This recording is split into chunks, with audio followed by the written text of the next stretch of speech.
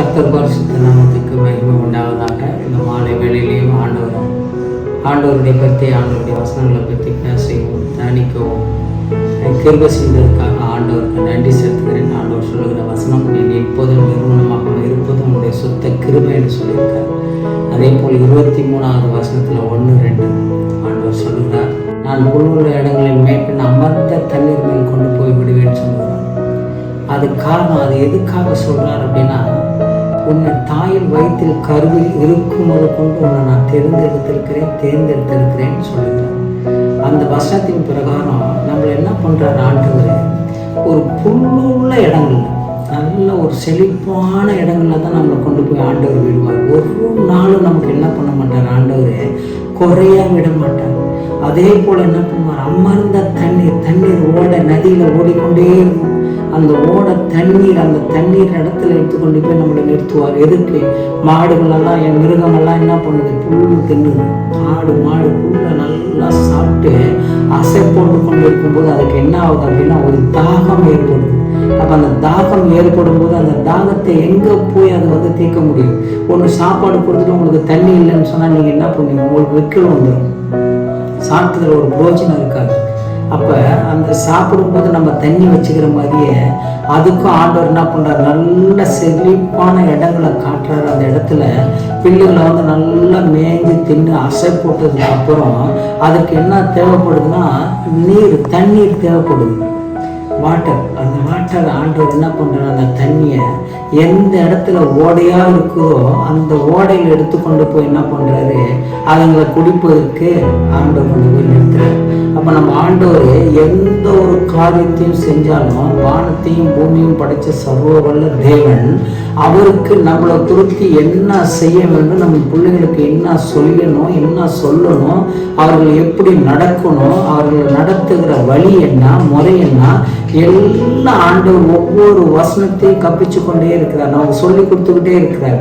ஆண்டவர் சொல்லுகிறார், நீ என்னுடைய வழிகளை பின்பற்றுன்னு சொல்லுகிறாரு தவிர, நான் போற இடம்லாம் நீ போற இடம்லாம் மனம் போன போக்குல போன்னு சொல்லல. ஆண்டவருடைய வேத வசனத்துல சொல்லுகிற வார்த்தை, என்னுடைய வழிகளை பின்பற்று அப்படின்னு சொன்னா என்ன பண்ணணும்னா, நம்ம பைபிள்ல இருக்கிற வசனத்தை டெய்லி ஒரு நாளைக்கு ஒரு தடவையாவது நம்ம படிக்கணும். படிக்கும்போது ஆண்டவர் என்ன சொல்வார், நீங்க காலையில எந்திரிச்சது என்ன சொன்ன ஆண்டவர்கிட்ட, ஆண்டவரே இன்னைக்கு தகுந்த எனக்கு மன்னாவை தாருங்க, இன்னைக்கு தகுந்த எனக்கு கிருபையை தாங்க ஆண்டவரே, கிருபையை தாங்கன்னு கேட்கணும். எத்தனை பேர் கேட்கணும், கஷ்டத்தின் மத்தியில் நம்ம முட்டி முழங்கால் படிட்டு ஆண்டவரே எனக்கு இதை செய் அதை செய்ன்னு சொல்றோம். ஆனா எங்கேயாவது இருந்து ஒரு ஒத்தாசை நமக்கு வந்ததுக்கு அப்புறம் என்ன பண்றோம், அடுத்த செகண்ட் அவரை மறந்துடுறோம். நம்ம மனுஷனை தேடி ஓடுறோம்.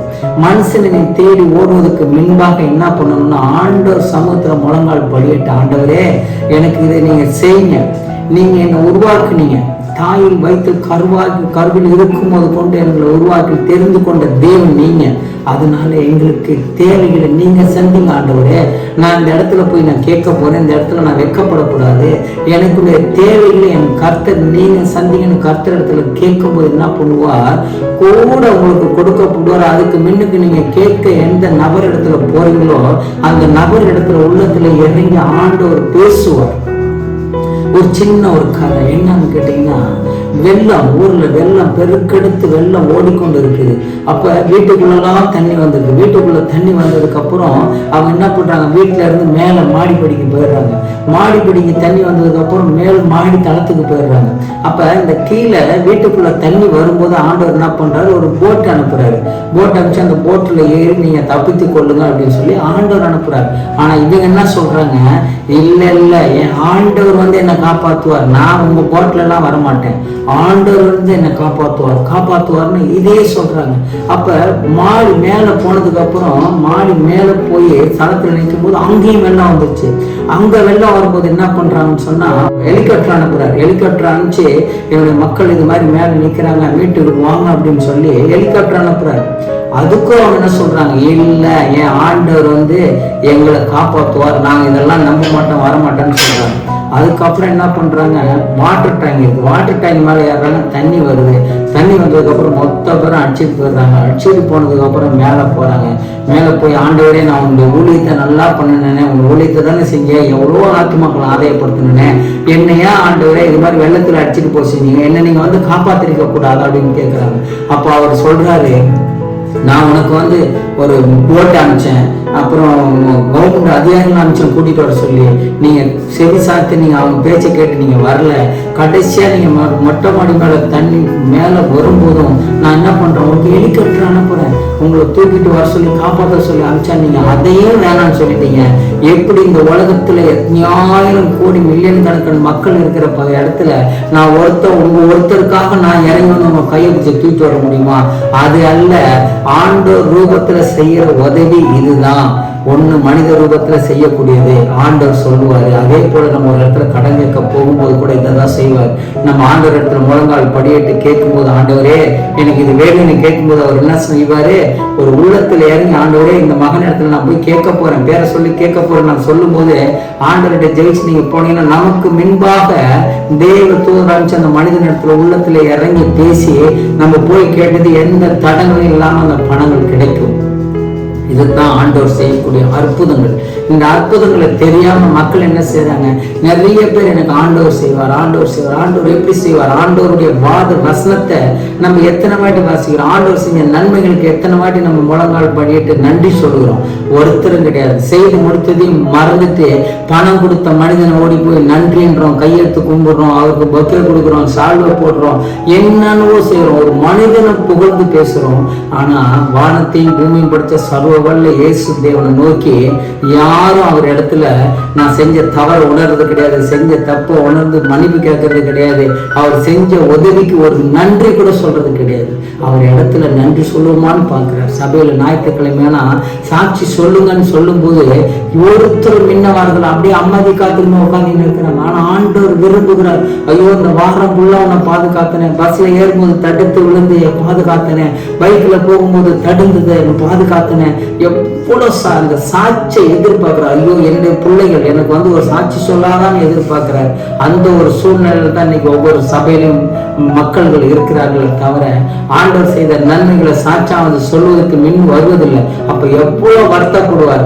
அட்லீஸ்ட் நம்ம வீட்டுல அப்பா அம்மா பிள்ளைகள் எல்லாரும் இருக்கிறோம், எல்லாரும் இருக்கும்போது அப்பா ஒரு பொருள் வாங்கிட்டு வந்து கொடுத்துட்டாருன்னா அந்த அப்பாவுக்கு எவ்வளவு நன்றி சொல்றோம், அப்பா தேங்க்ஸ்ப்பா, நன்றிப்பா, இதுதான் என் செல்லப்பா, என் செல்லம் அப்படின்லாம் சொல்றோம். ஆனா அதை வாங்கிட்டு வர கிருபை கொடுத்தது, பணம் கொடுத்தது, உதவி கொடுத்தது எல்லாமே தேவனாகிய கர்த்தர் இயேசு. ஆனா அவரை நம்ம என்ன பண்றோம், அவருடைய நாமத்தை மகிமைப்படுத்த நம்ம தயங்குறோம். அது ஏன்? அப்ப நம்ம எண்ணி ஆராய்ந்து யோசித்து போகணும். ஆண்டவர் கோவப்படாதவர் அல்லைங்க. ஆண்டவர் 36 இடத்துல பைபிள் வசனத்துல கோவப்படுறாரு. அந்த கோபம் அவர் கோவப்பட்டாருன்னா நம்மளுக்கு நம்மளாம் ஒன்றும் இல்லை, ஒன்றில்லாத ஒரு தூசியா போயிடும். ஆனா அவர் கோபத்துக்கு ஆளாக மாட்டார். ஆனா அவர் நம்ம கோபம் படுவாரு.